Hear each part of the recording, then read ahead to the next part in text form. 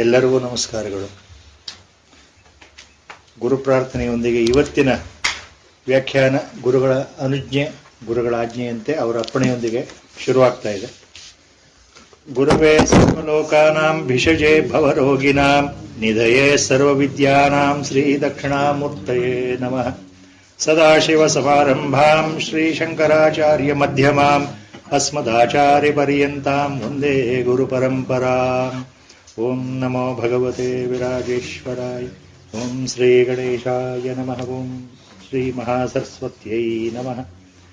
ವಸುದೇವಸುತಂ ದೇವಂ ಕಂಸಚಾಣೂರಮರ್ದನಂ ದೇವಕೀ ಪರಮಾನಂದಂ ಕೃಷ್ಣಂ ವಂದೇ ಜಗದ್ಗುರುಂ. ಮೂಕಂ ಕರೋತಿ ವಾಚಾಲಂ ಪಂಗುಂ ಲಂಘಯತೆ ಗಿರಿಂ ಯತ್ಕೃಪಾತಮಹಂ ವಂದೇ ಪರಮಾನಂದಮಾಧವಂ. ನಾರಾಯಣಂ ನಮಸ್ಕೃತ್ಯ ನರಂ ಚೈವ ನರೋತ್ತಮಂ ದೇವೀಂ ಸರಸ್ವತೀಂ ವ್ಯಾಸಂ ತದೋ ಜಯಮುದೀರಯೇತ್. ಹರಿ ಓಂ ತತ್ಸತ್. ಹೋದ ಸಲ 4ನೇ ಅಧ್ಯಾಯ ಜ್ಞಾನ ಕರ್ಮಯೋಗ 27ನೇ ಶ್ಲೋಕಕ್ಕೆ ವ್ಯಾಖ್ಯಾನಗಳು ಬಂದಿತ್ತು. 27th ಶ್ಲೋಕ 4th chapter, it was commenced, the ವ್ಯಾಖ್ಯಾನ almost, and we had to start with 28th ಶ್ಲೋಕ today.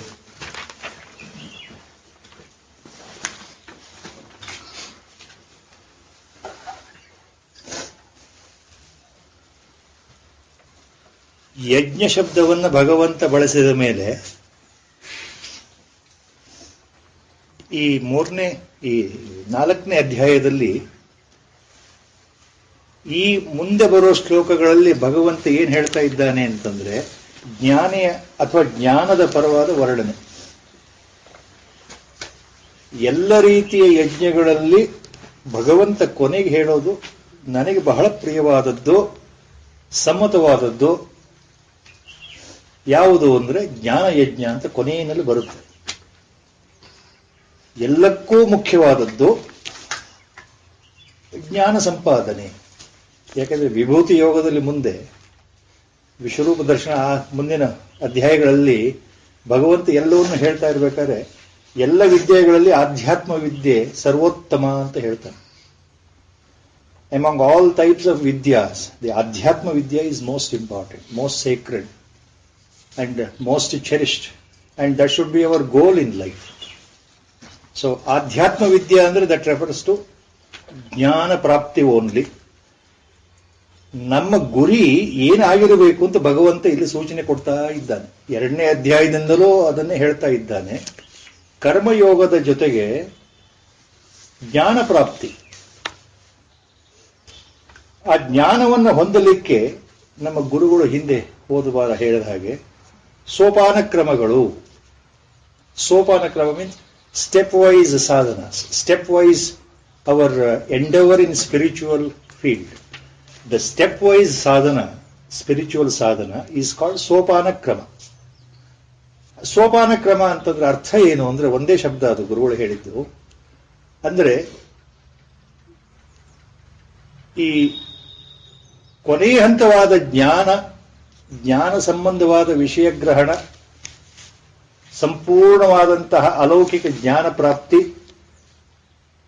ಸರ್ವವೂ ಆತ್ಮಮಯ ಆತ್ಮಸ್ವರೂಪ ಅಂತಕ್ಕಂತಹ ನಿಶ್ಚಲವಾದ ಅರಿವು, ಅದು ಕೊನೆಯ ಹಂತ. ಆ ಹಂತವನ್ನು ಎಲ್ಲರೂ ಒಂದೇ ಕ್ಷಣದಲ್ಲಿ, ಒಂದೇ ಕಾಲದಲ್ಲಿ, ಒಂದೇ ಜನ್ಮದಲ್ಲಿ ತಲುಪಲಿಕ್ಕೆ ಸಾಧ್ಯ ಇಲ್ಲ. ನಮ್ಮ ಗುರುಗಳು ಹೇಳಿದ್ರು. ನಮ್ಮ ಹಿಂದಿನ ಜನ್ಮಗಳ ಸಂಸ್ಕಾರಗಳ ಪ್ರಕಾರ, ವಾಸನೆಗಳ ಪ್ರಕಾರ ಈ ಜನ್ಮದಲ್ಲಿ ಏನು ಅನುಭವಿಸಬೇಕು ಅಂತ ಪ್ರಾರಬ್ಧ ಇದೆಯೋ ಆ ಪ್ರಾರಬ್ಧವನ್ನು ಇಟ್ಟುಕೊಂಡು ಈ ಜನ್ಮ ಬಂದಿದೆ. ಮೂಲತಃ ಜನ್ಮತಃ ಮತ್ತೆ ಮರಣ ಹೊಂದೋ ತನಕ ಅಜ್ಞಾನದಲ್ಲೇ ನಾವು ಇರೋದ್ರಿಂದ ಬಹಳ ಜನಕ್ಕೆ ಎಲ್ಲರಿಗೂ ಅವರವರ ವಾಸನೆಗಳು, ಪೂರ್ವಜನ್ಮ ಕರ್ಮಶೇಷಗಳು ಇರೋದ್ರಿಂದ ಒಂದೇ ಪ್ರಕಾರವಾಗಿ ಉಪದೇಶವನ್ನ ಮಾಡಲಿಕ್ಕೆ ಸಾಧ್ಯ ಇಲ್ಲ. ಅವರವರ ಮನೋಸ್ಥಿತಿಗೆ ಅನುಗುಣವಾಗಿ, ಮನೋವ್ಯಾಪಾರಕ್ಕೆ ಅನುಗುಣವಾಗಿ, ಅವರವರ ಆಧ್ಯಾತ್ಮ ಸಾಧನೆ ಬಲ ಹಿಂದಿನ ಜನ್ಮದಲ್ಲಿ ಏನಿದೆಯೋ ಅದಕ್ಕೆ ತಕ್ಕ ಹಾಗೆ ಈ ಜನ್ಮದಲ್ಲಿ ಪ್ರತಿಯೊಬ್ಬರ ಸಾಧನೆ, ಪ್ರತಿಯೊಬ್ಬರ ದೃಷ್ಟಿ ಸ್ವಲ್ಪ ಬದಲಾವಣೆ ಇರುತ್ತೆ. ಆದ್ರಿಂದ ಎಲ್ಲರಿಗೂ ಎಲ್ಲವನ್ನೂ ಒಂದೇ ಸಲ ಹೇಳಲಿಕ್ಕೆ ಸಾಧ್ಯ ಇಲ್ಲ. ಎಲ್ಲವನ್ನೂ ಎಲ್ಲರೂ ಒಂದೇ ಪ್ರಕಾರವಾಗಿ ಅದನ್ನು ಅನುಸರಿಸ್ಕೊಂಡು ಹೋಗ್ಲಿಕ್ಕೂ ಆಗೋದಿಲ್ಲ ಒಂದೇ ಜನ್ಮದಲ್ಲಿ ಅನ್ನೋದು ಇಲ್ಲಿ ತಥ್ಯ. ಆದ್ದರಿಂದ ಭಗವಂತ ಯಜ್ಞ ಶಬ್ದವನ್ನೇ ಇಟ್ಕೊಂಡು ಎಲ್ಲ ರೀತಿ ಯಜ್ಞಗಳನ್ನು ಹೇಳ್ತಾ ಇದ್ದಾನೆ. ಅಂದ್ರೆ ಎಲ್ಲ ರೀತಿ ಯಜ್ಞಗಳನ್ನ ಭಗವಂತ ಯಜ್ಞ ಸ್ವರೂಪದಲ್ಲಿ ನೋಡಬೇಕು ಅಂತ ಯಾಕೆ ಹೇಳ್ತಾ ಇದ್ದಾನೆ? ವೈ ದಿ ವರ್ಡ್ ಯಜ್ಞ is used here by lord himself. In the next 2-3 shlokas, if you go through the main summary, what Lord is hinting for us is all our actions in this birth till the body casts off, till the death devours the body, all our actions we should do in such a way that this is offering to God only. General point. ಎಲ್ಲರೂ ಆಧ್ಯಾತ್ಮದಲ್ಲಿ ಉನ್ನತ ಮಟ್ಟದಲ್ಲಿ ಇಲ್ಲದೆ ಇರೋದ್ರಿಂದ ಒಂದು ಸಾಮಾನ್ಯವಾಗಿ ನಾವು ತಿಳ್ಕೊಳ್ಳೋದು ಏನು ಅಂದ್ರೆ, ಭಗವಂತ ಏನ್ ನಮಗೆ ಹೇಳ್ತಾ ಇದ್ದಾನೆ, ನಮ್ಮ ಎಲ್ಲ ಕರ್ಮಗಳು ನಾವು ಯಜ್ಞ ಭಾವದಿಂದ ನೋಡಬೇಕು. ಆದ್ದರಿಂದ ಯಜ್ಞ ಶಬ್ದ ಬರ್ತಾ ಇದೆ. ಯಜ್ಞ ಭಾವದಿಂದ ನೋಡಬೇಕು ಅಂದ್ರೆ ಅರ್ಥ ಏನು? What does actually it means? Acharya has given this point long back. Last time also it was told. Yajna bhava means with total devotion to God, to the Almighty, who is residing inside and also outside, who has completely, in the unmanifest form, is a substratum for the whole manifested world. ಕಾಣ್ತಾ ಇರತಕ್ಕಂಥ ಜಗತ್ತಿಗೆ ಅಧಿಷ್ಠಾನ ರೂಪವಾಗಿ ಆಧಾರ ರೂಪದಲ್ಲಿ ಇರತಕ್ಕಂಥ ಯಾವ ಅಗೋಚರ ಶಕ್ತಿ ಇದೆಯೋ ಆ ಶಕ್ತಿ ಪರಮ ಚೈತನ್ಯ, as Acharya calls it, or Bhagavanta Paramatma. ಆ ಪರಮಾತ್ಮನಿಗೆ ನನ್ನ ಕಾರ್ಯಗಳು ಅರ್ಪಿತವಾಗಿದೆ. ಇದನ್ನು ಆಚಾರ್ಯರು ಯಾವಾಗಲೂ ಹೇಳ್ತಾ ಇರೋ ಮಾತು. ಈಶ್ವರಾರ್ಪಣ ಬುದ್ಧಿಯಿಂದ ನಾವು ಆಸೆಗಳನ್ನ ಬಿಟ್ಟು ನಮ್ಮ ಕರ್ತವ್ಯಗಳನ್ನು ಮಾಡೋದಿದೆಯಲ್ಲ, ಆ ಮನಸ್ಸಿಗೆ ಏನು ಭಾವ ಇದೆಯೋ ಸಂಸ್ಕಾರದಲ್ಲಿ ಈ ಜನ್ಮದಲ್ಲಿ, ಆ ಭಾವದ ಪ್ರಕಾರವೇ ನಮ್ಮ ಕೆಲಸಗಳನ್ನ ಯಜ್ಞಕ್ಕೆ ಅರ್ಪಣೆ ಮಾಡಿದ ಹಾಗೆ. ಯಜ್ಞದಲ್ಲಿ ನಾವು ಯಾವ ರೀತಿ ಹೋಮವನ್ನ ಆಹುತಿಯನ್ನು ಕೊಟ್ಟು ಹವಿಸ್ಸನ್ನು ಕೊಟ್ಟು ಯಜ್ಞವನ್ನು ಸಂಪನ್ನ ಮಾಡಿ ಪರಮಾತ್ಮ ನಮಸ್ಕಾರ ಮಾಡ್ತೀವಲ್ಲ, ಅದೇ ಪ್ರಕಾರ ನಮ್ಮ ಪ್ರತಿಯೊಂದು ಕೆಲಸವೂ ಯಜ್ಞ ರೂಪದಲ್ಲಿ ನಡೆಯಬೇಕು ಅನ್ನೋದು ಒಳಗಿನ ತಥ್ಯ. ಸರ್ವಾಣಿ ಇಂದ್ರಿಯ ಕರ್ಮಾಣಿ ಪ್ರಾಣಕರ್ಮಾಣಿ ಚಾಪರೆ ಆತ್ಮ ಸಂಯಮ ಯೋಗಾಗ್ನೌ ಜುಹ್ವತೆ ಜ್ಞಾನದೀಪತೆ. ದಿಸ್ ವಾಸ್ ದಿಸ್ ಶ್ಲೋಕ we had stopped it. So all our functions, all our sense organs, through the sense organs, whatever we perform, we should offer to Him only. Sarvani Indriya Karmani Prana Karmani Chapare. Even now Lord is hinting here one aspect of yoga. Pranayama yoga. It can be called whatever name we give. This pranayama itself, last time it was told, it is something very unique, something very a point to be followed by the qualified disciples, usually celibate brahmacharis, under the guidance of a qualified master or a brahmajnani, who himself is a Raja Yogi, who himself knows what is pranayama. So pranakarmani ಅಂದ್ರೆ ಪ್ರಾಣಾಯಾಮ ವಿಧಿಗಳನ್ನ ಅದನ್ನು ಬ್ರಹ್ಮಯಜ್ಞದ ಹಾಗೆ ಪರಮಾತ್ಮನಿಗೆ ಅರ್ಪಣೆ ಮಾಡ್ತಕ್ಕಂಥದ್ದು ಅನ್ನೋ ಅರ್ಥ ಇದೆ. ಇದನ್ನ ಆತ್ಮ ಸಂಯಮ ಯೋಗ, Lord himself is using the word. ಆತ್ಮವನ್ನು ಬಿಗಿ ಹಿಡಿದು ಸಂಯಮ, ಇಸ್ ಆಲ್ಸೋ ಕಾಲ್ಡ್ ಎ ಸಂಯಮ ಯೋಗ, ಸಂಯಮ ಯಜ್ಞ. ಯಾವ ಶಬ್ದಗಳನ್ನೇ ಇಲ್ಲಿ ನಾವು ಬಳಸಬಹುದು, ಆಚಾರ್ಯರು ಹೇಳ್ತಾರೆ ಇಂದ್ರಿಯಗಳನ್ನ ಬಿಗಿ ಹಿಡಿಯೋದು ಇಂದ್ರಿಯ ಯಜ್ಞ.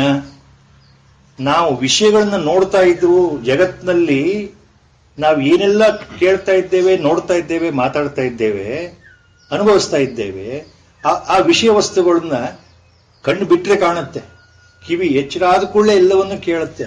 ನಮ್ಮ ಮಾತು, ನಮ್ಮ ನಾಲಿಗೆ ಸುಮ್ಮನೆ ಇರಲ್ಲ, ಎದುರುಗಡೆಯಿಂದ ಯಾರೋ ಮಾತಾಡ್ತಾ ಇರ್ತಾರೆ, ನಾವು ಮಾತನಾಡ್ತಾ ಇರ್ತೀವಿ. ನಮ್ಮ ಭಾವನೆಗಳನ್ನ ಮಾತಿನ ಮೂಲಕ ಹೊರಗೆ ಹಾಕ್ತೀವಿ. ಯಾರು ಮಾತಾಡ್ತಾ ಇದ್ರು ನಾವು ಮಾತಾಡ್ತೀವಲ್ಲ. ಬೆಳಗ್ಗೆಯಿಂದ ರಾತ್ರಿವರೆಗೆ ಅಂದ್ರೆ ಜಾಗೃತಾವಸ್ಥೆಯಲ್ಲಿ ನಮ್ಮ ಕರ್ಮಗಳು ಯಾವ ರೀತಿ ಆಗತ್ತೆ? ಮನಸ್ಸಿನ ಮೂಲಕ, ಮನಸ್ಸು ಮೊದಲು, ಆಮೇಲೆ ಬಾಯಿ, ಮಾತಿನ ಮೂಲಕ, ವಾಕ್ ಮೂಲಕ, ಆಮೇಲೆ ನಮ್ಮ ಕೈಕಾಲುಗಳು, ನಮ್ಮ ಕರ್ಮಗಳು, ಕಾಯ ವಾಚ ಮನಸ್ಸ ನಾವು ಮಾಡ್ತಾನೆ ಇರ್ತೀವಲ್ಲ ಕರ್ಮಗಳು. ನಮ್ಮ ವಸ್ತುಗಳು ಕಾಣ್ತಾ ಇದೆಯಲ್ಲ, ವಸ್ತುಗಳನ್ನು ನಾವು ಬಿಗಿ ಹಿಡಿಯಕ್ಕಾಗಲ್ಲ. ವಸ್ತುಗಳನ್ನು ಬಿಗಿ ಹಿಡಿಯೋದು ಅಂದ್ರೆ ವಿಷಯ ವಸ್ತುಗಳು. Last time it was told, ವಿಷಯ ವಸ್ತುಗಳನ್ನ ನಿರಾಕರಣೆ ಮಾಡಲಿಕ್ಕೆ ಸಾಧ್ಯ ಇಲ್ಲ. ಜಾಗೃತಾವಸ್ಥೆಯಲ್ಲಿ ಬೆಳಗ್ಗೆ ಕಣ್ಣು ಬಿಟ್ಟು ಕೂಡಲೇ, ಗಾಢ ನಿದ್ರೆಯಿಂದ ಎಚ್ಚರ ಆದ ಕೂಡಲೇ ಕಣ್ಣಿಗೆ ಕಾಣ್ತಾ ಇದೆ ಪ್ರಪಂಚ, ಸಂಸಾರ. ರಾತ್ರಿ ನಿದ್ದೆ, ಗಾಢ ನಿದ್ದೆ ಬರೋ ತನಕ ನಮಗೆ ಕಾಣ್ತಾ ಇರುತ್ತಲ್ಲ, ಅನುಭವಿಸ್ತಾ ಇರ್ತೀವಲ್ಲ, ಅದನ್ನು ತೆಗೆದು ಹಾಕೋದು ಹೇಗೆ? ಸಾಧ್ಯ ಇಲ್ಲ. ಅಂದ್ರೆ ಸಂಸಾರದಲ್ಲೇ ನಾವು ಇರೋದ್ರಿಂದ ಸಂಸಾರವನ್ನ ಬಿಟ್ಟು ಇರೋದು ಕಷ್ಟ. ಕಷ್ಟ ಅಂದ್ರೆ ನಿಮಗೆ ಎಲ್ಲ ರೀತಿಯಿಂದ ವಿಷಯ ವಸ್ತುಗಳು ನಮಗೆ ತಾಕ್ತಾ ಇರುತ್ತೆ, ನಮ್ ಕಿವಿಗೆ ಬೀಳ್ತಾ ಇರುತ್ತೆ, ಕಣ್ಣಿಗೆ ಕಾಣ್ತಾ ಇರುತ್ತೆ, ಮೂಗಿಗೆ ವಾಸನೆ ಬರ್ತಾ ಇರುತ್ತೆ. ಇದನ್ನು ತಡೆಯಕ್ಕಾಗೋದಿಲ್ಲ. You cannot control these sensory objects. You cannot make a distinction that let only this should come, this should not come. Last time it was told. Jagrata avasthayalli, in the waking state, please understand this. I cannot order my eye, organ of sight, with an instruction that you should see only good things. You should not see evil things. We cannot order, because the eye is functional. Whatever is good or bad, the eye cannot decipher. The eye function is to see only. I cannot order the ear. ಕಿವಿಗೆ ನಾನು ಆಜ್ಞೆ ಕೊಡ್ಲಿಕ್ಕೆ ಬರೋದಿಲ್ಲ. ಯಾವುದು? ನೋಡಪ್ಪ, ಒಳ್ಳೆಯ ವಿಷಯಗಳನ್ನೇ ಕೇಳಬೇಕು, ಪ್ರವಚನಗಳನ್ನೇ ಕೇಳಬೇಕು, ಒಳ್ಳೆಯ ಮಾತುಗಳನ್ನೇ ಕೇಳಬೇಕು, ಮಧುರವಾದ ಮಾತುಗಳನ್ನೇ ಕೇಳಬೇಕು, ಯಾವ್ದಾದ್ರು ಸ್ತೋತ್ರ ಭಜನೆ ಇದ್ರೆ ಕೇಳಬೇಕು. ಕೆಟ್ಟ ವಿಷಯಗಳು ಕಿವಿಗೆ ಬಂದ್ರೆ ನೀನು ಕೇಳಬಾರದು, ನೀನು ಅದನ್ನು ಒಳಗೆ ತಗೊಳ್ಬಾರದು.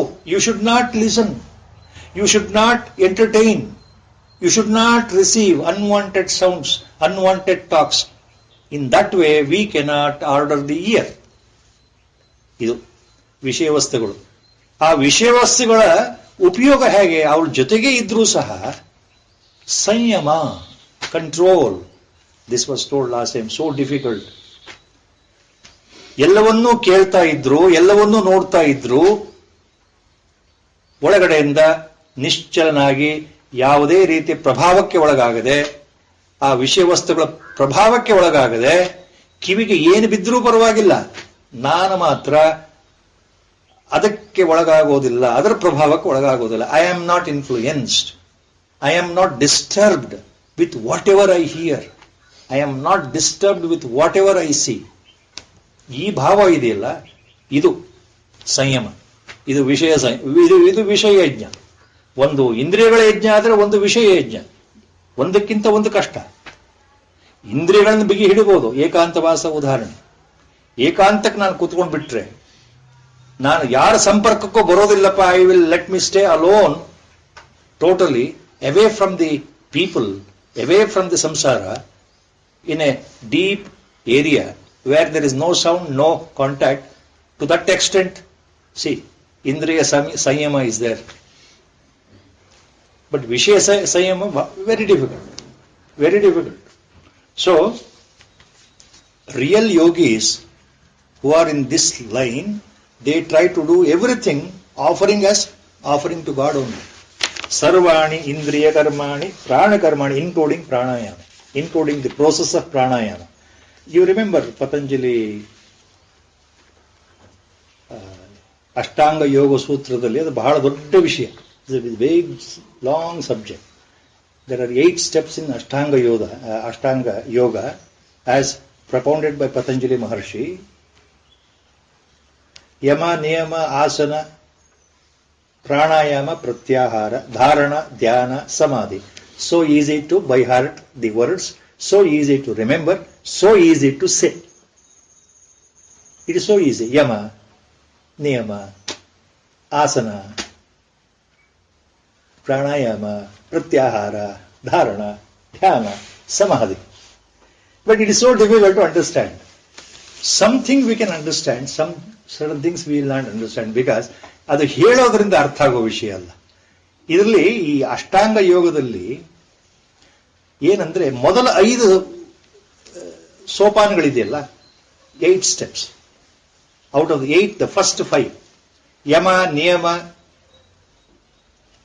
ಆಸನ, pranayama, pratyahara. They refer to bahya sadhana, bahya yoga. That can be to some extent with determination we can do it. Last 3 dharana, ಧ್ಯಾನ, ಸಮಾಧಿ, ಅದು ಅಂತರ್ಯೋಗ. ಇದು ಬಹಿರ್ಯೋಗ, ಅದು ಅಂತರ್ಯೋಗ. ಆ ಅಂತರ್ಯೋಗ ಬಹಳ ಕಷ್ಟ. ಅದಕ್ಕೆ ಸಂಪೂರ್ಣವಾದ ಗುರುವಿನ ಅನುಗ್ರಹ ಇರಬೇಕು, ಗುರುಕೃಪೆ ಇರಬೇಕು. ಸೊ ಈ ಪ್ರಾಣಾಯಾಮ ಇಲ್ಲಿ ಬರುತ್ತೆ ಅಷ್ಟಾಂಗ ಯೋಗದಲ್ಲಿ. ಸೊ ಪ್ರಾಣಾಯಾಮ ತಜ್ಞರು ಆ ಪ್ರಾಣಾಯಾಮ ಕ್ರಿಯೆ ಏನಿದೆ, the nature of inhaling and exhaling the vital breath, prana. ನಮ್ಮ ಗುರುಗಳು ಇದನ್ನು ಬಹಳ ಸ್ಪಷ್ಟವಾಗಿ ಒಂದ್ಸಲ ಹೇಳಿದರು. ಏನ್ ಹೇಳಿದರು? ಅವ್ರ Gurudev long back made it one point very clear. In Sanskrit, in Vedanta books, only in Sanskrit this word prana is used. This cannot be translated to any other language. There is no synonym correctly depicting, explaining what is prana. No. ಪ್ರಾಣ ಅಂದ್ರೆ ಪ್ರಾಣವೇ ಆಗಬೇಕೆ ಹೊರತು ಅದಕ್ಕೆ ಇನ್ನೊಂದು ಬೇರೆ ಶಬ್ದ ಪರ್ಯಾಯ ಇಲ್ಲವೇ ಇಲ್ಲ. The lose the nearest English word for prana is vital breath, or as some Vedantic English books it is used along with vital breath. It is also called as vital force. Prana is called vital force or vital breath, but it is a very loose translation. Please remember, that won't give you the correct meaning. Prana Shakti Apara, as our Gurudev said, the Prana Shakti is directly connected to the mind, to your Sukshma Sharira. Directly related. And it is so vast, this innate power, it is so powerful. What is the power of Prana Shakti? Nobody can explain, nobody can imagine. The utmost power of this Prana Shakti, when it is in every human being, this Shakti is there. Prana Shakti is there. Like Kundalini Shakti. But the Shakti is in the sleeping mode, subdued in a latent position. ಯಾವ ರೀತಿ ಕುಂಡಲಿನಿ ಶಕ್ತಿ ಪ್ರತಿಯೊಬ್ಬ ಮಾನವನಲ್ಲಿ ಸುಪ್ತವಾಗಿ ನಿದ್ರಾವಸ್ಥೆಯಲ್ಲಿದೆಯೋ, ಈ ಪ್ರಾಣಶಕ್ತಿ ಅದೇ ರೀತಿ ನಿದ್ರಾವಸ್ಥೆಯಲ್ಲಿದೆ, ಪ್ರತಿಯೊಬ್ಬರಲ್ಲೂ ಇದೆ. And our Gurudev went further. ಈ ಶಬ್ದಗಳೇನಿದೆಯಲ್ಲ, ಶಬ್ದಗಳ ಜಾಲಗಳೇ ಗೊಂಡಾರಣ್ಯ ಅಂತ ಹೇಳಿದ್ರು. Different names are used by different ಮಹಾತ್ಮನ್ಸ್, different Vedantic parlance, so that people sometimes get confused when they don't know the inner core meaning. Our Gurudev said ultimately this Prana Shakti is nothing but Kundalini Shakti itself. Same thing has been vouched by Bhagavan Ramana Maharshi. Prana Shakti is nothing but Kundalini Shakti. Every one of you, you have that power. You have that Shakti. The only thing we don't know, we have not experienced. Maybe we will never experience. So what is this Prana Shakti? Anything it can do. When it is totally, methodically, when it is released from your deep slumber. ನಿದ್ರಾವಸ್ಥೆಯಿಂದ ಅದನ್ನು ಜಾಗೃತಗೊಳಿಸೋದು ಇದೆಯಲ್ಲ, ನಮ್ಮ ದೇಹದಲ್ಲಿರತಕ್ಕಂಥ ಅಗೋಚರವಾದ ಶಕ್ತಿ, it's invisible force, it can do wonders. That is what yogis do, and when the Prana Shakti totally manifests, it will lead to lot of miraculous powers. ಸಿದ್ಧಿಗಳ ಪ್ರದರ್ಶನ ಆಗೋದು ಪ್ರಾಣಶಕ್ತಿಯ ಪ್ರಭಾವದಿಂದ, ಕುಂಡಲಿನಿಯ ಪ್ರಭಾವದಿಂದ. If you practice pranayama correctly, according to the advice by the Guru, who is expert in pranayama, ಏನಾಗುತ್ತೆ? Within no time, miraculous powers will enter your body, your mind, you experience it. You will experience it. You will be possessing so much of power. And there are different methods of enhancing the power. ಕೆಲವು ಯೋಗಿಗಳು ಪ್ರಾಣಾಯಾಮ ಸಾಧನೆಯಲ್ಲಿ ಸಂಯಮವನ್ನು ಹೇಗೆ ಮಾಡ್ತಾರೆ, how they emphasize the concentration power on particular areas. ಕಂಠದಲ್ಲಿ ಸಂಯಮ, ನಾಭಿಯಲ್ಲಿ ಸಂಯಮ. Some will concentrate on navel, some will concentrate anahata chakra, that is heart region. Some will concentrate their shakti in the kanta pradesha, in the neck region. Some will concentrate in the bhumadhya, ajna chakra region. So many ways are there. So it will release so many different types of power and shakti in their mind. That is because of pranayama. Now it is a huge, big subject. We will not touch all those the details here. So what ಭಗವಂತ ಏನು ಹೇಳ್ತಾ ಇದ್ದಾನೆ, ನಮ್ಮ ಗುರುಗಳು ಏನು ಹೇಳಿದರು, pranayama itself is a particular specific kriya. It is not simply inhaling and exhaling. ಉಸಿರು ಬರೀ ಹೇಳ್ಕೊಳ್ಳೋದು, ಉಸಿರು ಬಿಡೋದು ನಾವೆಲ್ಲರೂ ಮಾಡ್ತೇವೆ, ನಮಗೆ ಗೊತ್ತಿಲ್ಲದೆ ಮಾಡ್ತೇವೆ. Even to the extent that even the deep sleep, all our five senses are under sleepy mode. ಎಲ್ಲ ಇಂದ್ರಿಯಗಳು ಮನಸ್ಸಿನಲ್ಲಿ ಲೀನವಾಗಿರುತ್ತೆ, ಮನಸ್ಸು ಬುದ್ಧಿಯಲ್ಲಿ ಲೀನವಾಗಿರುತ್ತೆ, ಬುದ್ಧಿಯು ತಾತ್ಕಾಲಿಕವಾಗಿ ಆತ್ಮನಲ್ಲಿಯೇ ಲೀನವಾಗಿರುತ್ತೆ. ಯಾವ ವ್ಯಾಪಾರ ಇಲ್ಲ, ಯಾವ ಕ್ರಿಯೆಯೂ ಇಲ್ಲ ದೇಹಕ್ಕೆ. The body is inert. All the five senses, ಇಂದ್ರಿಯಾಸ್ are not showing any function, functionless. Mind functionless, intellect functionless, everything subdued, involuted back into Atma. Adar prana is not subdued. It is inhalation, exhalation anta naven ಹೇಳ್ತೇವೆ. ಉಸಿರಾಟದ ಕ್ರಿಯೆ ಯಾವತ್ತೂ ನಿಲ್ಲಲ್ಲ, ನಿದ್ದೆಯಲ್ಲೂ ನಿಲ್ಲಲ್ಲ, ಸ್ವಪ್ನದಲ್ಲೂ ನಿಲ್ಲಲ್ಲ. ಅದು ನಿಲ್ಲೋದು ಯಾವಾಗ ಅಂದ್ರೆ ಆಯುಷ್ಯ ಪೂರ್ತಿ ಹೋದ ಮೇಲೆ, ಪಂಚಪ್ರಾಣಗಳು ಹೊರಗೋಗೋ ಸಮಯದಲ್ಲಿ ನಿಲ್ಲುತ್ತೆ. So prana shakti is so important. So some yogis concentrate on that. So pranayama parayana anta barutte ಶಬ್ದ. ಇದನ್ನು ಇನ್ನೊಂದು ಅರ್ಥದಲ್ಲಿ ಪ್ರಾಣಾಯಾಮ ಯಜ್ಞ ಅಂತಾನು ಹೇಳ್ಬೋದು. So ultimately the point, as Bhagavan Ramana Maharshi made it very clear, our Gurudev has made 100 times very clear, why pranayama should be done. What is the benefit? The benefit is, it is directly connected with our mind. Directly connected. If we can control the breath, if I can control the breath, mind can be easily controlled. Mind can be easily purified. ಚಿತ್ತವನ್ನ ಬಿಗಿ ಹಿಡಿಯೋದಕ್ಕೆ, ಮನಸ್ಸನ್ನ ಬಿಗಿ ಹಿಡಿಯೋದಕ್ಕೆ ಅತ್ಯಂತ ಸುಲಭ ಉಪಾಯ ಪ್ರಾಣಾಯಾಮ. ಉಸಿರಾಟದ ಕ್ರಿಯೆ ಗತಿಯನ್ನು ಸರಿಯಾಗಿ ಮಾಡ್ತಾ ಹೋದ್ರೆ ಮನಸ್ಸು ಸ್ತಬ್ಧವಾಗತ್ತೆ, ಕೈವಶವಾಗತ್ತೆ. So the mind will be under your control, not the reverse. That is the main effect of pranayama. Chitta Shuddhi. The more the mind is under your control, purity starts by itself. It becomes purer and purer and purer. All the vasanas are lost, gunas are lost. You go beyond tamoguna, rajoguna, even beyond sattva-guna. Vishuddha sattvakke bandre, beyond sattva-guna, then it is pure, totally pure. ಆ moment ನಲ್ಲಿ ಅದು ಯಾವಾಗ ಆಗತ್ತೆ, nobody knows. That is only by Guru's grace. When the mind becomes totally pure, purest of the pure, at that moment jnana will dawn. Jnanapatti will occur.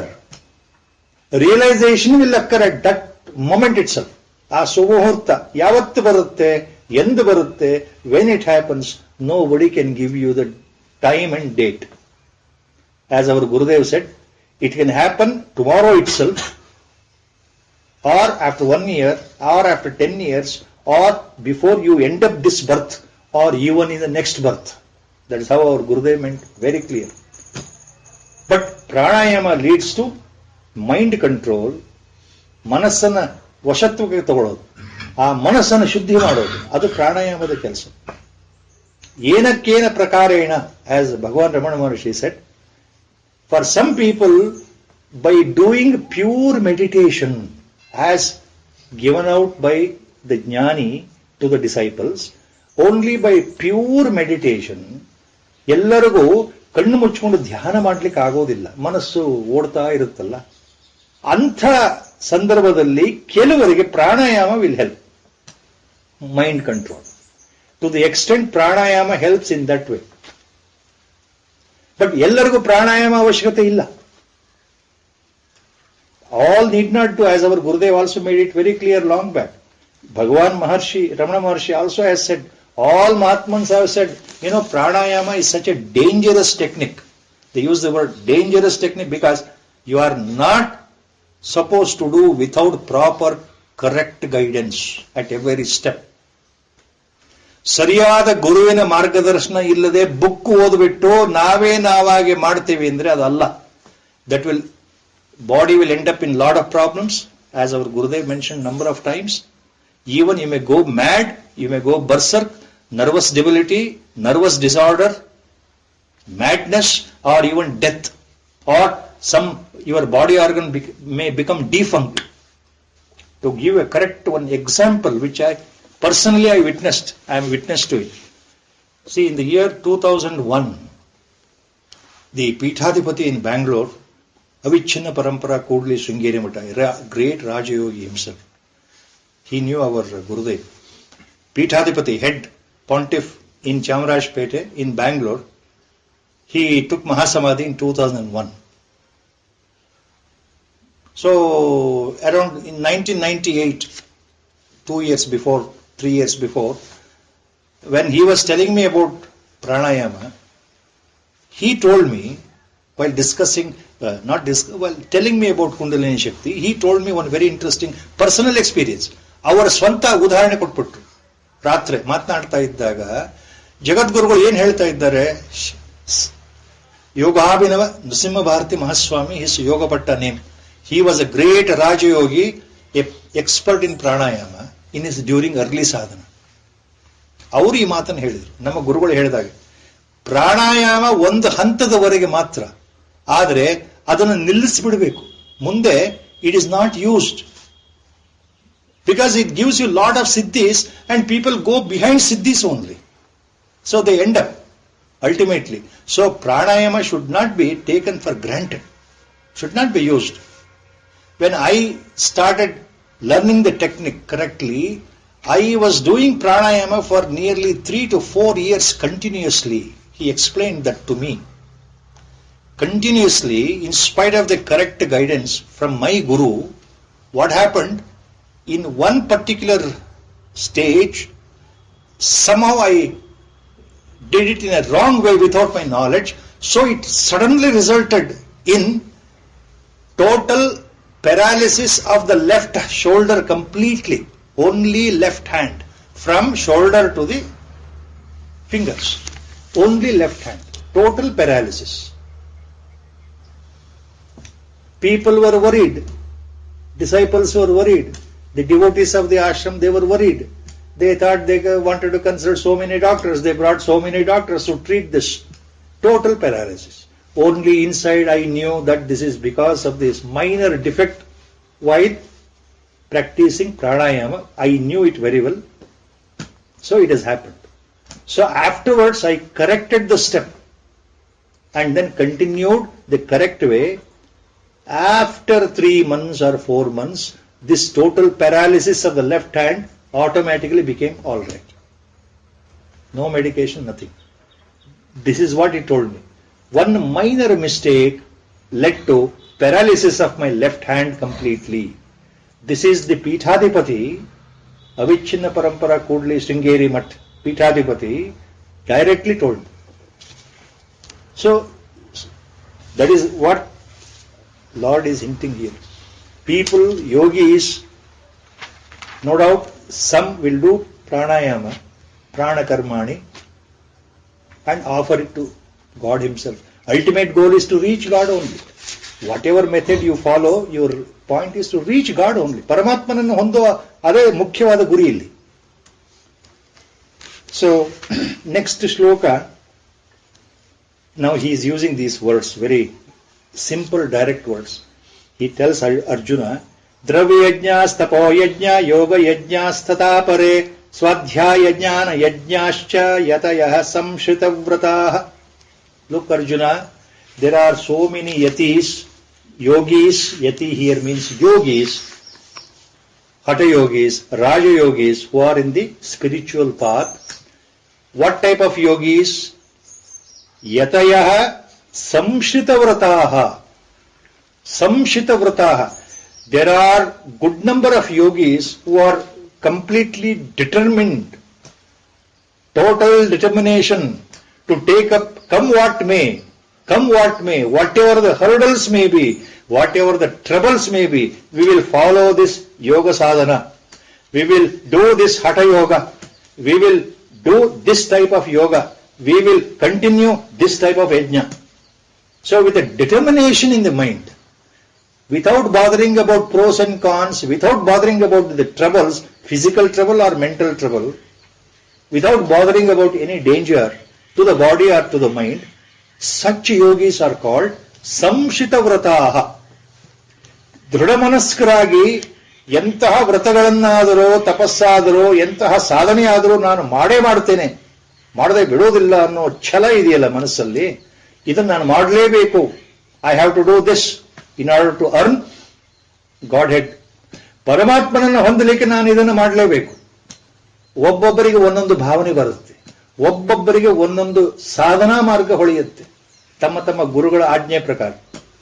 ಅಂತ ಯತಿಗಳು, ಯೋಗಿಗಳು, ಸಾಧಕರು ಸಂಶಿತವ್ರತಾಹ ಅಂತ ಹೇಳ್ತಾ ಇದ್ದೇನೆ ಭಗವಂತ. Such yogis are called samshritavratah. So there are different types, apare, different types of such well-determined yogis who are involved in dravya yajna, stapo yajna, yoga yajna, tatha apare. Dravya yajna, they are involved. Some are involved in dravya yajna, some are involved in tapo yajna, some are involved in yoga yajna. Ade ashtanga yoga.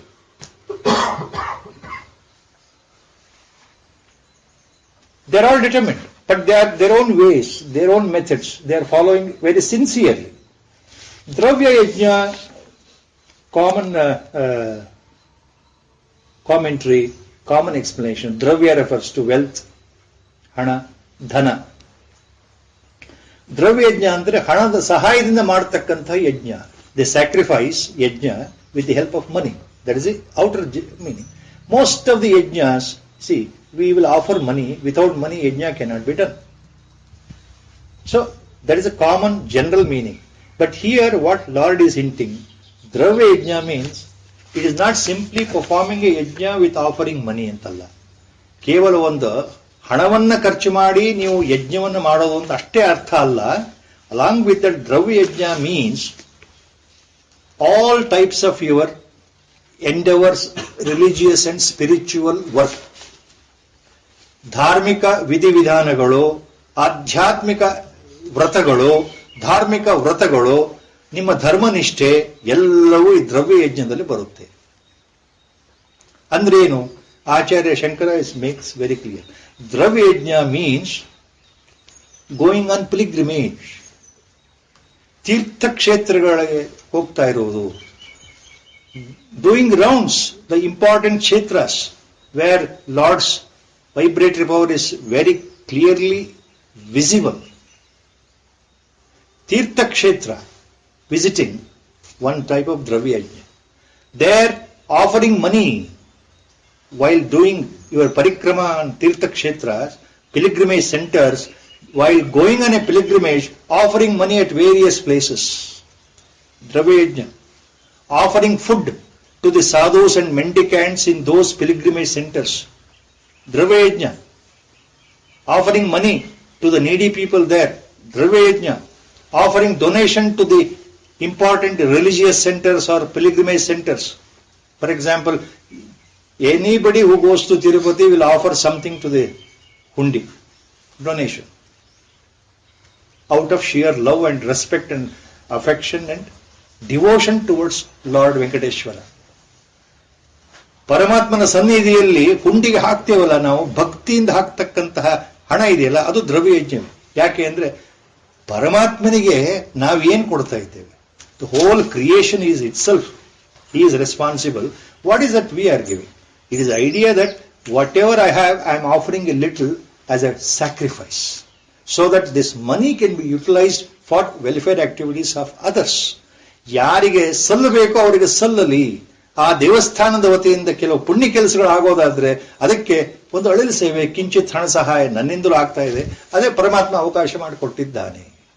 So ಮತ್ತೊಬ್ಬರಿಗೆ ಕೊಡ್ತಕ್ಕಂತಹ ಆ ಸಹಾಯ ಇದೆಯಲ್ಲ, ಪರೋಪಕಾರ ಬುದ್ಧಿ ಬಹಳ ಮುಖ್ಯ ಕಲಿಯುಗದಲ್ಲಿ ಅಂತ. ಪರೋಪಕಾರ ಅಂದ್ರೆ ಇಲ್ಲಿ ನಮ್ಮ ಗುರುಗಳು ತುಂಬಾ ಹಿಂದೆ ಅದನ್ನು ಹೇಳಿದ್ದಾರೆ. ಗರ್ವದಿಂದ ನಾನು ಮಹಾ ಹಣವಂತ, ಇನ್ನೊಬ್ಬರಿಗೇನು ಸಹಾಯ ಮಾಡುತ್ತಾ ಇದ್ದೇನೆ, ಅವರು ತುಂಬಾ ಬಡವರು, ಅವ್ರಿಗೆ ಏನೂ ಇಲ್ಲ, ನನ್ನ ಹತ್ರ ಎಲ್ಲ ಇದೆ ಅನ್ನೋ ಅಹಂಕಾರದಿಂದ ಮಾಡತಕ್ಕಂಥ ಸಹಾಯ ಅಲ್ಲ. ಉಪಕಾರ ಅಂದ್ರೆ ಪರೋಪಕಾರ actually means God has given me an opportunity in this birth. I am slightly better placed financially. So that this money, what is there with me, let me offer back to the society, the whole world, needy people as a charity, so that they are also benefited. I am not superior, they are not inferior. I am not the richest man, they are not the beggars. They are also equal to me.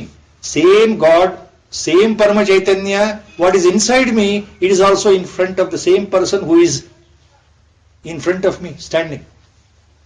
My offering to him I should not think that I am doing something great work to earn punya. It is not like that. ಯಾವ ಭಾವದಿಂದ ಅಂದ್ರೆ ಪರಮಾತ್ಮ ಒಂದು ಶಕ್ತಿ ಕೊಟ್ಟಿದ್ದಾನೆ ನನ್ನ ಕೈಲಾದ ಸಹಾಯವನ್ನು ಮಾಡಲಿಕ್ಕೆ, ಅದನ್ನ ಸೇವೆ ಅಂತ ಮಾಡ್ತಾ ಇದ್ದೇನೆ. Our Guru's word. So don't think that you are helping. He is always against the word help.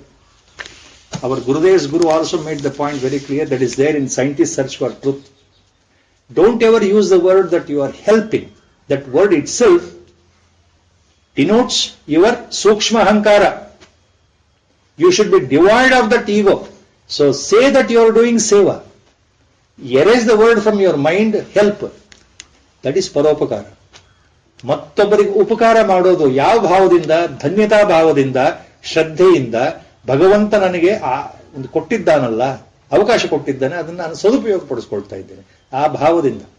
ಅದನ್ನು ದಾನ ಅಂತನೂ ಅರ್ಥ. ಪರೋಪಕಾರ ಅಂದ್ರೆ ಅದೇ ಅರ್ಥ. ಇಲ್ಲಿ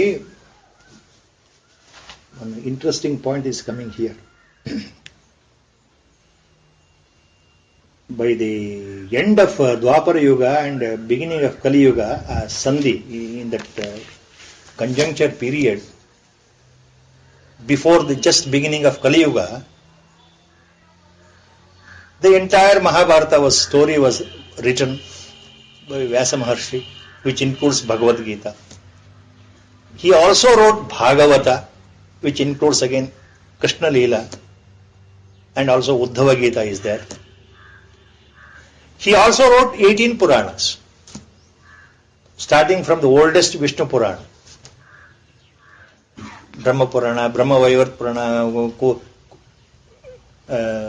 Varaha Purana, Linga Purana, Padma Purana, like that. 18 Puranas.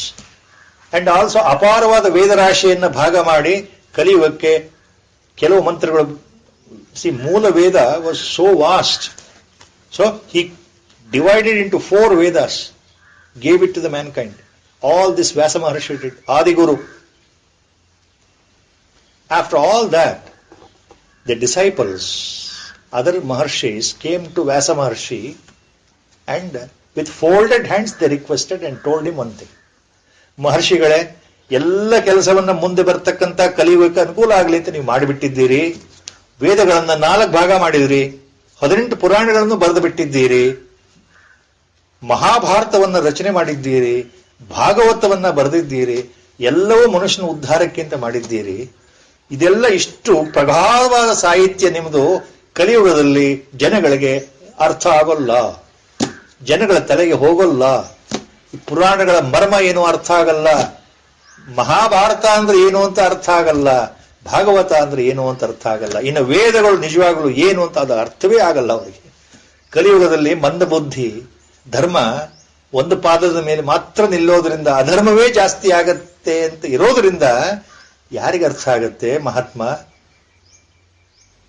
ಈ ಎಲ್ಲಾ ಗ್ರಂಥಗಳು ನೀವೇನು ಬರೆದಿದ್ದೀರಿ ಇದನ್ನೆಲ್ಲ ಸೇರಿ ಸಾರಾಂಶ ಮಾಡಿ ಒಂದೇ ಒಂದು ವಾಕ್ಯದಲ್ಲಿ ಹೇಳಿಬಿಡಿ, ಕಲಿಯುಗದಲ್ಲಿ ಜನಗಳು ಏನ್ ಮಾಡಬೇಕು? See the question was so beautiful question. All Maharshis requested Vyasa Maharshi, please tell Mahatma in one simple sentence the summary of all that you have written, what people in Kali Yuga should follow. Because you tell in one sentence, they will understand. All the 4 Vedas, Mahabharata, Bhagavata, Purana, nobody will understand.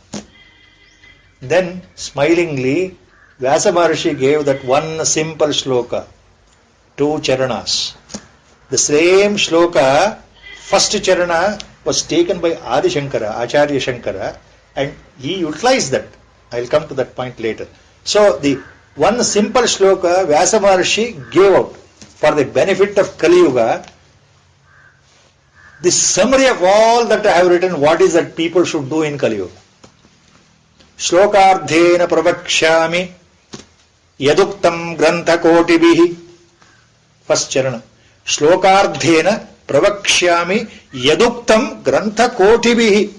ಕೋಟ್ಯಾಂತರ ಗ್ರಂಥಗಳಲ್ಲಿ ಏನಿದೆಯೋ, ವೇದಾಂತದಲ್ಲಿ ಸಾರ ಏನಿದೆಯೋ, ಏನೆಲ್ಲ ನಾನು ಹೇಳಿದ್ದೇನೋ, ವೇದಗಳಲ್ಲಿ ಏನೆಲ್ಲ ಇದೆಯೋ ಅದೆಲ್ಲವನ್ನ ಅರ್ಧ ಶ್ಲೋಕದಲ್ಲಿ ಹೇಳ್ತೇನೆ ಕೇಳಪ್ಪ.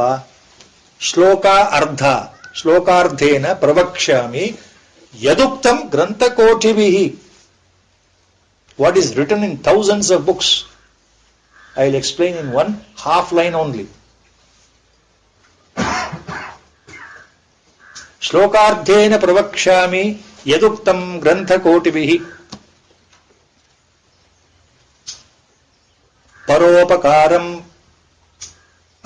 ಪರೋಪಕಾರಾಯ ಪುಣ್ಯಂ ಪಾಪಾಯ ಪರಪೀಡನಂ. That is the line, second line, important for Kali Yuga, he said. Paropakaraaya punyam papaya parapīdanam. That is the summary. So paropakar, charity in that sense, as explained by our Guru, our Gurudev. Helping, that is dravya yajna. Paropakara is dravya yajna. It is not necessarily by money alone. Dravya yajna means paropakara. Paropakaram punyaya papaya parapidanam. If you start giving trouble to others, that itself is papa. If there is para upakara, and if you do upakara to others, that itself is punya sanchaya. So this is how he explained, Vyasa Maharshi. The first charana is taken by Acharya later, and he introduced his famous central core of Advaitic theme as propounded in Upanishad. The first line was taken, then same thing Acharya said in a different sense. What is it? Shlokardhena pravakshami yaduktam grantha kotibhi brahma satyam jagan mithya jivo brahmaeva napparaha. Brahma satyam jagan mithya jivo brahmaeva napparaha. This is the final statement. This is called the central theme propounded by Acharya in the exposition of Advaitic philosophy as present in Upanishads, Brahma Sutra and Bhagavad Gita. ಪ್ರಸ್ಥಾನತ್ರಯಗಳಿರತಕ್ಕಂಥ ಮೂಲ ಇದೆ, ಅದ್ವೈತ ಸತ್ಯವೇ ಸತ್ಯ ಅಂತ ಅವ್ರು ಹೇಳ್ತಾರೆ. So ಕೆಲವರು ದ್ರವ್ಯ ಯಜ್ಞ ಮಾಡ್ತಾರೆ, ಕೆಲವರು ಯೋಗ ಯಜ್ಞ ಮಾಡ್ತಾರೆ. ಸಮ್ ಅದರ್ಸ್ ಫಾಲೋ ಯೋಗ ಯಜ್ಞ, ದಟ್ ಇಸ್ ಯಮ, ನಿಯಮ, ಆಸನ, ಪ್ರಾಣಾಯಾಮ, ಪ್ರತ್ಯಾಹಾರ. ಪ್ರತ್ಯಾಹಾರ ವರ್ಡ್ ಆಲ್ಸೋ ಮೀನ್ಸ್ ಇಂದ್ರಿಯ ಸಂಯಮ, controlling your sense organs, also withdrawing your sense organs, also called pratyahara. So they follow this yoga krama. Patanjali yoga krama ಇದೆಯಲ್ಲ, ಅಷ್ಟಾಂಗ ಯೋಗ, ಅದು ಯೋಗ ಯಜ್ಞ. ಕೆಲವು ಅದನ್ನೇ ಮಾಡ್ತಾರೆ. ಪ್ರಾಣಾಯಾಮ ತಜ್ಞರಾಗಿ ಪ್ರಾಣಾಯಾಮದಲ್ಲಿ ಸಾಧನೆ ಮಾಡಿ ವಿಷಯಗಳ ವಸ್ತುಗಳಿಂದ ಮನಸ್ಸನ್ನು ಎಳ್ಕೊಂಡು ಏಕಾಂತದಲ್ಲಿ ಧ್ಯಾನ ಮಾಡ್ತಾ ಕೂತ್ಕೊಳ್ತಾರೆ. ಧ್ಯಾನದಲ್ಲಿ ಧಾರಣಾ ಸ್ಥಿತಿ ಬರುತ್ತೆ, ಧಾರಣ ಆಗ್ತದಂಗೆ ಧ್ಯಾನ ಸ್ಥಿತಿ, ಕೊನೆಗೆ ಸಮಾಧಿ. So they end up ultimately in samadhi, and ಇನ್ ಸಮಾಧಿ ಆತ್ಮದರ್ಶನ. ಸೊ ಅದು ಯೋಗ ಯಜ್ಞರು, ಪ್ರಾಣಾಯಾಮ ತಜ್ಞರು ಅಥವಾ ಯೋಗ ಯಜ್ಞರು ಅದನ್ನು ಫಾಲೋ ಮಾಡ್ತಾರೆ. ಸ್ವಾಧ್ಯಾಯ ಜ್ಞಾನ ಯಜ್ಞ, Some will follow Swadhyaya. Swadhyaya means reading, understanding, contemplating, repeatedly reading, repeatedly trying to remember. Reading and recalling ಎರಡೂ ಆಗತ್ತೆ. ಇಲ್ಲಿ ಮನನ ಅಂತಂದ್ರೆ ಒಂದು ಸಲ ಓದಿ ಮರ್ತು ಹೋಗ್ಬಿಡ್ತೇವೆ. ಅರ್ಥ ಆಯಿತು, ಮರ್ತೋಯ್ತು. ಹೇಗೆ ಇವತ್ತು ಕೇಳಿದ ಭಗವದ್ಗೀತೆ ಇಲ್ಲಿ ಅರ್ಥ ಆಗಿದ್ದು ಹಂಸಾಶ್ರಮದ ಗೇಟ್ ಬಿಡ್ತಾ ಇದ್ದಂಗೆ ಮರ್ತು ಹೋಗುತ್ತೆ. ಹಾಗೆ ಇವತ್ತು ಓದಿದ್ದು ಸಾಯಂಕಾಲ ಮರ್ತು ಹೋಗುತ್ತೆ. So svadhyaya refers to constant reading and recollecting and recollecting. It is memory recall and contemplation. When doubt is there, again go back to the book and see the same point. So that is constant. ಯಾವುದು? ಹೋಲಿ scriptures. ಶಾಸ್ತ್ರದಲ್ಲಿ ವಿಹಿತವಾಗಿರತಕ್ಕಂತಹ, ಶಾಸ್ತ್ರಗಳಲ್ಲಿ ಉಲ್ಲೇಖವಾಗಿರ್ತಕ್ಕಂತಹ ಯಾವ್ಯಾವ ಗ್ರಂಥಗಳಿದೆಯೋ ಗುರುದೇವರ ಆಜ್ಞೆ ಪ್ರಕಾರ ಆ ಗ್ರಂಥಗಳನ್ನು ಓದುವುದಿದೆಯಲ್ಲ, ಅದು ಸ್ವಾಧ್ಯಾಯ. ಪಾರಾಯಣ. Our Gurudev used to say, do the Parayana every day. Important. All the holy books, Vedantic books on Advaitic philosophy. Don't get confused. Read anything which is in conformity with Upanishads, anything in conformity with Bhagavad Gita, anything in conformity with Veda. Read such books on Shastra. Our Gurudev used to say. Adu Swadhyaya. So reading holy books and scriptures, books written by Mahatmans, and remembering it. Adu Swadhyaya. Mudgala ಮಹರ್ಷಿಗಳ ಪುತ್ರರಾದಂತಹ ನಾಕ ಮಹರ್ಷಿಗಳು ಉಪನಿಷತ್ತಲ್ಲಿ ಬರುತ್ತೆ. There is a famous Maharshi called Naka Maharshi, son of Mudgala Maharshi. Since is son of Mudgala Maharshi, he is also called as Maudgalya.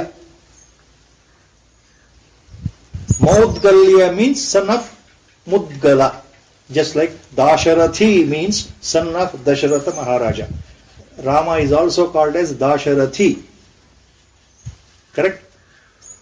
Krishna calls Arjuna as Kaunteya sometimes. What does it mean? Kaunteya means son of Kunti. So Maudgalya means son of Mudgala. So that Naka Maharshi in a Taittiriya Upanishad, he gives a mantra. Naka Maharshi, son of Mudgala Maharshi, he says, Swadhyaya eveti nako Maudgalyah tadhi tapastadhi tapaha. Swadhyaya eveti nako Maudgalyah tadhi tapastadhi tapaha. What does it mean? It simply means, Naka Maharshi says that Swadhyaya plus pravachana, discourse on what you have understood, what you have learned correctly from the Guru. Reading and discourse. Swadhyaya ಮತ್ತು ಪ್ರವಚನ ಇವೆರಡು ನಿಜವಾದ ತಪಸ್ಸಿನ ಒಂದು ಭಾಗ, ನಿಜವಾದ ತಪಸ್ಸಿನ ಭಾಗ. That is what in Taittiriya Upanishad says. So, ತಪೋಯಜ್ಞ ಅಂದ್ರೆ ಏನು? ಕೆಲವರು ತಪೋಯಜ್ಞವನ್ನು ಮಾಡ್ತಾರೆ ಅಂದ್ರೆ ಅದೇ ತಪಸ್ಸನ್ನು ಆಚರಣೆ ಮಾಡೋದು. ತಪಸ್ಸನ್ನು ಆಚರಣೆ ಮಾಡೋದು ಅಂದ್ರೆ ಅರ್ಥ ಏನು? ತಪಸ್ಸು ಅಂತಂದ್ರೆ ನಾವು ಪ್ರತಿ ದಿವಸ ಮಾಡತಕ್ಕಂತಹ ಅಧ್ಯಾತ್ಮದ ಮಾರ್ಗದಲ್ಲಿ ಮಾಡತಕ್ಕಂತಹ ಜಪ ಇರಬಹುದು, ಧ್ಯಾನ ಇರಬಹುದು, ಇವೆಲ್ಲವೂ ತಪಸ್ಸಿನ ಸಂಕೇತ. ಇವೆಲ್ಲವೂ ತಪಸ್ಸೆ. ಪರಮಾತ್ಮನನ್ನು ಹೊಂದಲಿಕ್ಕೆ ಮಾಡತಕ್ಕಂತಹ ಯಾವುದೇ ಒಂದು ಧ್ಯಾನ, ಯಾವುದೇ ಜಪ, ಅದು ತಪಸ್ಸು. ಕಲಿಯುಗದಲ್ಲಿ, in this Kaliyuga, as when the question was put and the Narada Maharshi got the answer in the Narada Purana, it is there, what answer he got from Mahavishnu. Easiest way is Harinama Sankirtana. Nama Sankirtana itself is a tapas. Harair Namaiva Mama Jivanam Kalau Nasteva Gatiranyatha. This is what Maharshi Narada says. In Kaliyuga, there is no other way, no simplest way other than this. The simplest way is Harair Namaiva Mama Jivanam. Taking the name of Lord Hari is only my work. Andre Nama Japa ಎಲ್ಲಕ್ಕಿಂತ ಸುಲಭ. ನಾಮ ಜಪವೇ ನನ್ನ ಉಸಿರು ಕಲಿಯುಗದಲ್ಲಿ. ಇದು ಬಿಟ್ಟರೆ ಬೇರೆ ಗತಿ ಇಲ್ಲ. ನಾಣ್ಯ ಪಂಥ ಅಯನಾಯ ವಿದ್ಯತೆ, ಪುರುಷ ಸೂಕ್ತ, ಸೇಮ್ ಥಿಂಗ್. ಬೇರೆ ದಾರಿಯೇ ಇಲ್ಲ. there is no other easy way. You want an easy way? This is the only easy way. There are so many other ways. ಬೇರೆ ದಾರಿಗಳು 1000 ಇದೆ, ನಿಮಗೆ ಆಗೋದಿಲ್ವಲ್ಲ ಕಲಿಯುಗದಲ್ಲಿ. ಯು ವಾಂಟ್ ಈಸಿ ವೇ ಅಲ್ಲ. ಈಸಿ ವೇ ಅಂದ್ರೆ ನಾಮ ಸಂಕೀರ್ತನ. This is what our Gurudev use to always hammer our head. ನಾಮ ಸಂಕೀರ್ತನೆ, ನಾಮ ಜಪ, ನಾಮ ಜಪ. ಇನ್ನೇನು ಮಾಡದಿದ್ರೆ ಅದು ಒಂದನ್ನು ಮಾಡಿ ಸಾಕು. ಭಗವದ್ಗೀತೆ ಅರ್ಥ ಆಗಿಲ್ವಾ, ಪರವಾಗಿಲ್ಲ. This what our Gurudev use to tell. Read, ಪಾರಾಯಣ ಮಾಡಿ, ಅರ್ಥ ಆಗ್ಲಿ ಬಿಡ್ಲಿ, ಭಗವದ್ಗೀತಾ ಪಾರಾಯಣ ಮಾಡಿ. ದಿನಕ್ಕೆ ಕೆಲವು ಶ್ಲೋಕಾರ ಹೇಳಲೇಬೇಕು. ಯಾಕೆ? ಗೊತ್ತಿಲ್ಲದೆ ಒಳಗಡೆ ಕೂತಿರೋ ಪರಮಾತ್ಮ ನಮ್ಮ ಮನಸ್ಸನ್ನು ಶುದ್ಧಿ ಮಾಡ್ತಾನೆ. ಅಷ್ಟರ ಮಟ್ಟಿಗೆ ಸಂಚಿತ ಪ್ರಾರಬ್ಧ ಕರ್ಮಗಳೆಲ್ಲ ನಾಶವಾಗ್ತಾ ಹೋಗುತ್ತೆ, ಪಾಪಗಳು ನಾಶವಾಗ್ತಾ ಹೋಗುತ್ತೆ, ತಮೋಗುಣ ನಾಶವಾಗುತ್ತೆ, ರಜೋಗುಣ ನಾಶವಾಗುತ್ತೆ. ಅಂದ್ರೆ ಸತ್ವಗುಣ ಪ್ರಧಾನವಾಗ್ತಾ ಹೋಗುತ್ತೆ. Without this is the secret our Gurudev is telling us, all of us. You will never notice it is happening. Every time I utter the word Rama, it is happening inside. Every time I take my Gurudev's name, it is happening inside. That is my personal experience. But majority of us may not know how our papa vritti is going on. Nivrutti ಆಗ್ತಾ ಇದೆ, ನಮಗೆ ಗೊತ್ತೇ ಆಗಲ್ಲ. ಪಾಪಗಳು ನಮ್ದು ಹೇಗೆ ನಿವೃತ್ತಿ ಆಗ್ತಾ ಇದೆ ಗೊತ್ತೇ ಆಗಲ್ಲ. Because see, you don't get a result here directly. It is a mental transformation. And you have that peace and bliss directly pouring, and ultimately you become a changed personality. Your vision will change, perception will change, everything you become a witness. No worries at all in life. See, that is the point. Nama Japa, our Gurudev used to always hanker on that. That is also tapas. That is also tapas. Even today in Kali Yuga, we have seen number of books, Vedantic books, life history of great Mahatmans, even now, how they have done tapas in the last 500 years, 1000 years, 200 years back. There are some people who have done tapas with great difficulty, with chala and determination.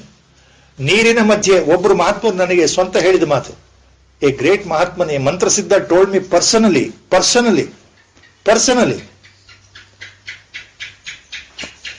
I used to stand in the center of Kaveri river at this level of water, chest level water, from morning 6 to evening 6. You may not believe it. I believed it. From morning 6 to evening 6 at the chest level deep water in Kaveri, Dakshinamukhi, in Neror, near Sadashiva Brahmendra Samadhi. I have seen the spot. I have gone there.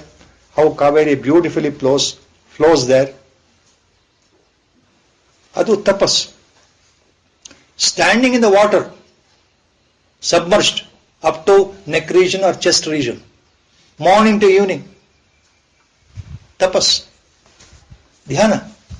Some you must have heard and seen or paper reports. Some will stand on one leg and do dhyana, especially in Kumbh Melas, organized once in 12 years, 6 years. You can see a lot of yogis and sadhus do varieties of penance, varieties of tapas.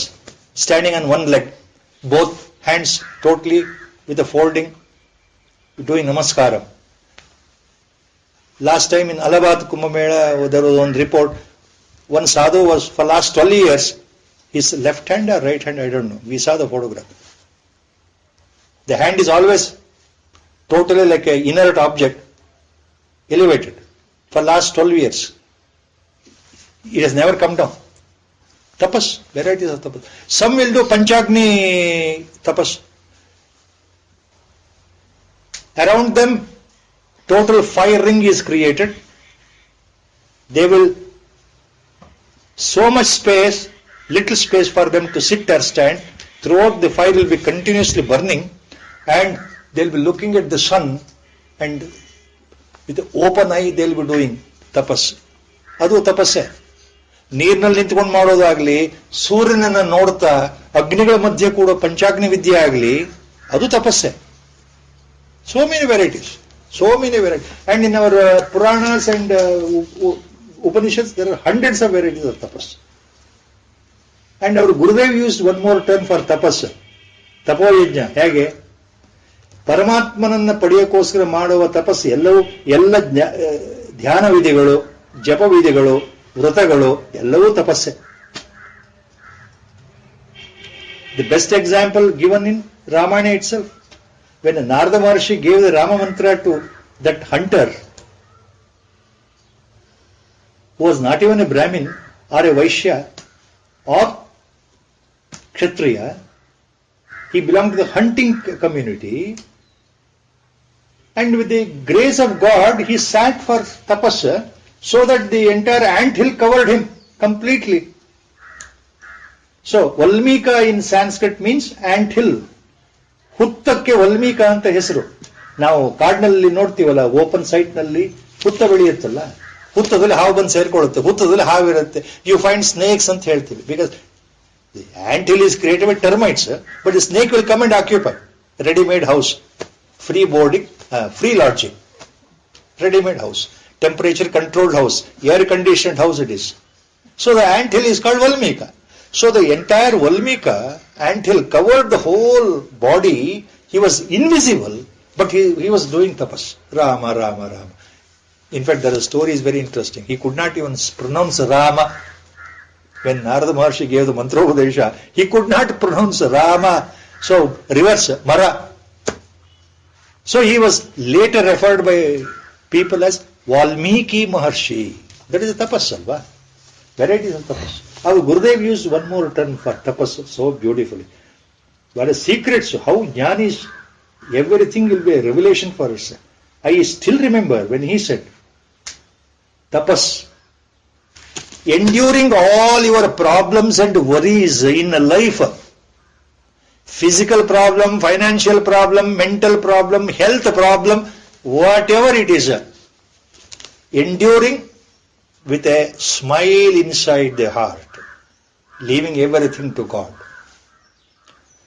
ಜೀವನದಲ್ಲಿ ಏನೇನು ತೊಂದರೆಗಳು ಬರುತ್ತೋ, ತಾಪತ್ರಗಳು ಬರುತ್ತೋ, ಆರೋಗ್ಯ ಸಮಸ್ಯೆ ಬರುತ್ತೋ, ಅಥವಾ financial problem, ಹಣಕಾಸಿನ ಸಮಸ್ಯೆ, ಯಾವುದೇ ಕ್ರೈಸಿಸ್ ಬಂದರೂ ಅದನ್ನ ಒಳಗಡೆಯಿಂದ ನಗನಗುತ್ತಾ ಸಹಿಸಿಕೊಳ್ಳೋದು. Enduring it, waiting for it to clear itself, all by itself. As long as prarabdha is there, this problem has come to the body.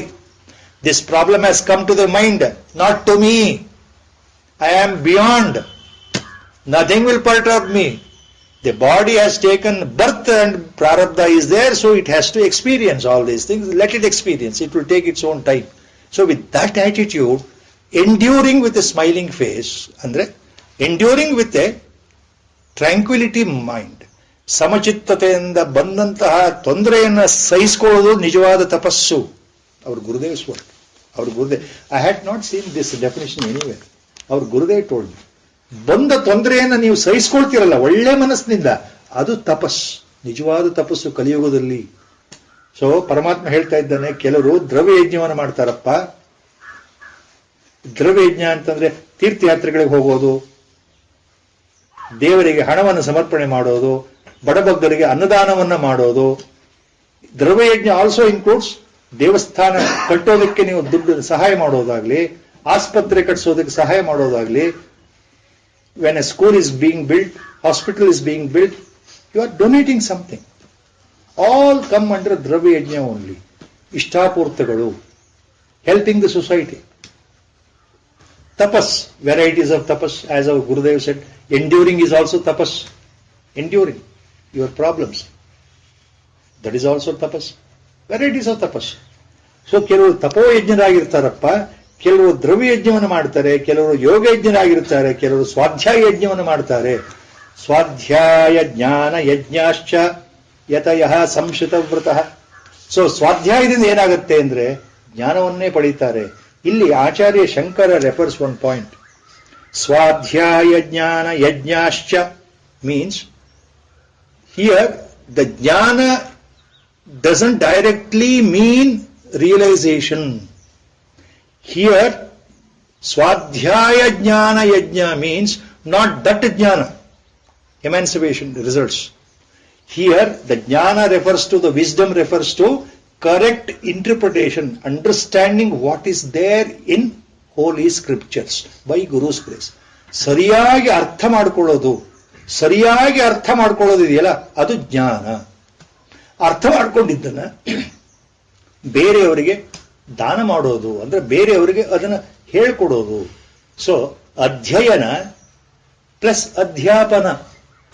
ಅಧ್ಯಯನ ಕಲಿಯೋದು, ಅಧ್ಯಾಪನ ಅಂದ್ರೆ ಮತ್ತೊಬ್ಬರಿಗೆ ತಿಳಿಸ್ಕೊಡೋದು. ನಾನು ಸರಿಯಾಗಿ ಕಲ್ತಿದ್ದನ್ನ ಇನ್ನೊಬ್ಬರಿಗೆ ಹೇಳೋದು. ಗುರುಮುಖೇನ ನನಗೆ ಯಾವುದು ಸರಿಯಾಗಿ ಅರ್ಥ ಆಗಿದೆಯೋ ಅದನ್ನು ಇನ್ನೊಬ್ಬರಿಗೆ ಹೇಳೋದು ಅಧ್ಯಾಪನ. ನಾನು ಕಲಿಯೋದು ಅಧ್ಯಯನ. What I am learning by reading is ಅಧ್ಯಯನ, ದಟ್ ಇಸ್ ಸ್ವಾಧ್ಯಾಯ. ಅಂಡ್ ಸ್ವಾಧ್ಯಾಯ ಜ್ಞಾನ ಯಜ್ಞ. ಇದು ಸ್ವಾಧ್ಯಾಯ ಅನ್ನೋದಕ್ಕೆ ಪಾರಾಯಣ ಅಂತನೂ ಆಗುತ್ತೆ. ನಮ್ಮ ಗುರುಗಳು ಹೇಳ್ತಾ ಇದ್ರಲ್ಲ, ನಿಮ್ಗೆ ಅರ್ಥ ಆಗದೇ ಇದ್ರೂ ಪರವಾಗಿಲ್ಲ, at least you don't understand the inner meaning, read Bhagavadgita. That will take you will cross over, definite. Our Gurudev's word. You remember why this is important? Reading Bhagavad Gita, recitation, at least 2 or 3 shlokas per day. If not, at least 1 shloka per day. That is how our Guru meant. Our Gurudev said. ಸ್ವಲ್ಪಾರು ಹೇಳಿ ಪ್ರತಿ ದಿವಸ, ವಾರಕ್ಕೆ ಒಂದ್ಸಲಾರು ಹೇಳಿ, 2 ದಿವಸಕ್ಕೊಮ್ಮೆಯಾರು ಹೇಳಿ, ಕೊನೆಗೆ ಹೇಳಿ at least. Reside Bhagavad Gita ಶ್ಲೋಕ. That is what he used to always tell. And in the last days of before Mahasamadhi, even he stopped talking that. He said only Nama Japa. Take only name Rama enough. So whether you recite Bhagavad Gita or take Rama, what he meant was, ultimately you reach the goal. You reach the goal. That is the basic point. The last chapter Bhagavad Gita, after the Charama Upadesha, 18th chapter, 67th shloka, 66th shloka, the final Upadesha by Lord, 1867 I think, and I don't remember the shloka number. Sarvadharman parityajya mamekam sharanam vraja aham tva sarva papebhyo mokshayishyami ma shucha. That is the final advice, Charama shloka. After that, next 2-3 shlokas, what he says, that is very important for us. After that, what he says in the 18th shloka, 68th or 69th or 70th shloka, especially 70th shloka, I think, that is very important for us. That is what Gurudev meant. Our Gurudev meant from that point of view. You read that shloka today in the house. What Lord says in the finally, after ella upadesha aada mele, after giving the complete advice, finally what he tells Arjuna, I don't remember by heart. Adhyeshyate cha ya imam dharmyam samvadam mavayoho jnana yajnena tenahamishtaha syamiti me matihi. That is the shloka. Adhyeshyate cha ya imam dharmyam samvadamavayoho jnana yajnena tenahamishtah syamiti me matihi. By reciting this Bhagavad Gita, Lord himself is telling to Arjuna, direct, ಈ ನನ್ನ ಸಂವಾದ ಇದೆಯಲ್ಲಪ್ಪ ಅರ್ಜುನ, ನಾನು ನೀನು ಮಾತನಾಡಿದೀವಲ್ಲ, he calls it as Krishna Arjuna ಸಂವಾದ. Bhagavad Gita word we have given. He calls, Lord says, ಇದುವರೆಗೂ ನಾವು ಮಾಡಿದೀವಲ್ಲ, this is a dialogue between me and you.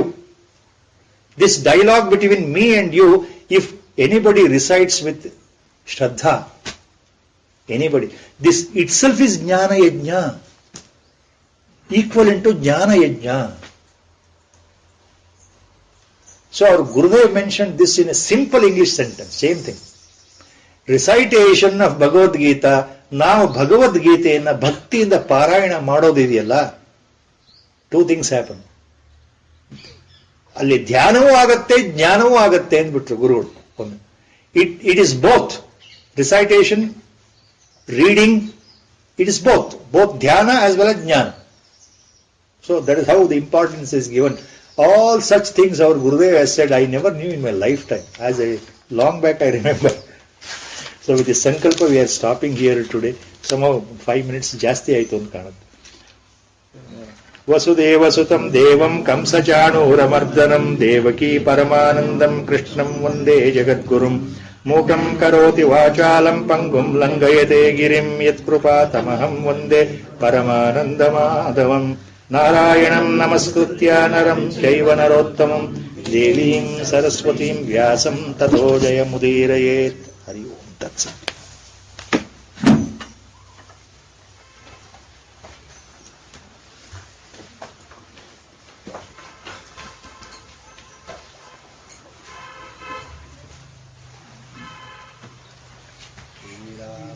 Jaya Rama Jaya Jaya Rama Shriram Jaya Jaya Rama Shriram Jaya Rama Jaya Jaya